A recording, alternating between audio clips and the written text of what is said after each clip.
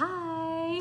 Today I want to talk about 5 tips to prevent boredom eating. We all know that we do it, right? We're sitting at our desks, we're on the couch, we've been home a lot during the pandemic, and we get bored. And before we know it, we've eaten an apple and some grapes and a bag of potato chips and some pretzels and some string cheese, and the list just goes on, and we're like, holy crap, our pants are getting tight.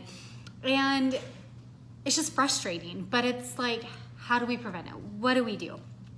So I have 5 tips that do help prevent boredom eating, and I'm excited to share them with you today. All right, so number 1, and I know this is like, you hear it all the time, but it actually works. Drink water first.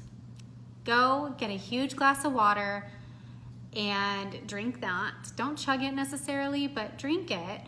And this helps in a couple of different ways, because number 1, sometimes we mistake thirst for hunger, especially if it's like mild.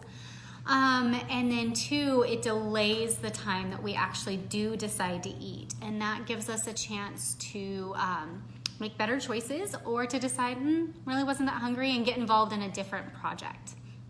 Number 2, only eat at your table. Do not eat at your desk. Do not eat on the couch. Do not eat on your bed. When you eat, doesn't matter if it's meals or snacks, sit down at your dining room table, or if you're at work, at your break room table. This helps prevent boredom eating, because then you're not engrossed in something and eating mindlessly and eating a lot at the same time, okay? So you have to stop what you're doing, get up, do it, take a 10 to 15, 20-minute break, and then get back to it. It's a lot less appealing when you have to do that. Number 3, you gotta start your day off right. So you don't want your blood sugar going up and down, because that's also going to lead to hunger. And so you wanna start your day with a fat, fiber, and a protein. So our blood sugars are highest in the morning. If we add most of our carbs to our morning, to our breakfast, that just makes the blood sugar go even higher. And then it crashes, and then we have to put it up, and then it goes down. So if you start your day with a fat, fiber, and a protein, you feel full, you feel satiated, and you can go a lot longer before feeling hungry. And this, again, will just kind of help prevent boredom eating, especially because a lot of people are most productive in the morning. I know there's some of you night people who are most productive starting at like 2 p.m., but it's very unlikely that you're probably having breakfast at like 10 anyways. Okay, so same thing applies. And if you aren't sure what a fat, fiber, protein breakfast looks like, I do have a guide for you, and I'll put a link below. Number 4, this is a huge one. Make sure your food tastes good. Your meals. Make sure your meals taste good.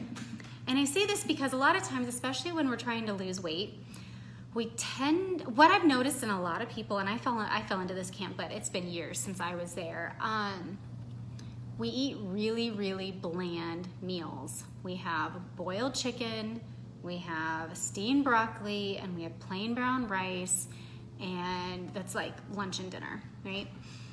That's boring, and it's kind of gross. And so then snacks are even more appealing because they taste fantastic. I mean, who doesn't love a bag of potato chips, right? So make sure your food tastes good so that you're less likely to want to eat later. And then number 5 is change your scenery. Before you grab a snack between your meals, take a break.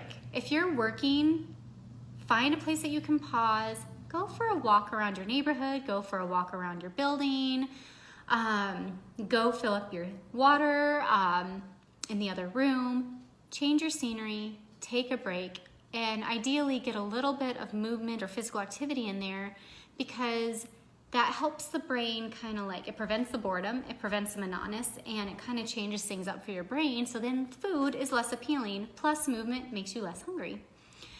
So boredom eating happens. These are 5 tips to help you get started. I would love to know which one resonates with you, or which one you've tried and what the results were.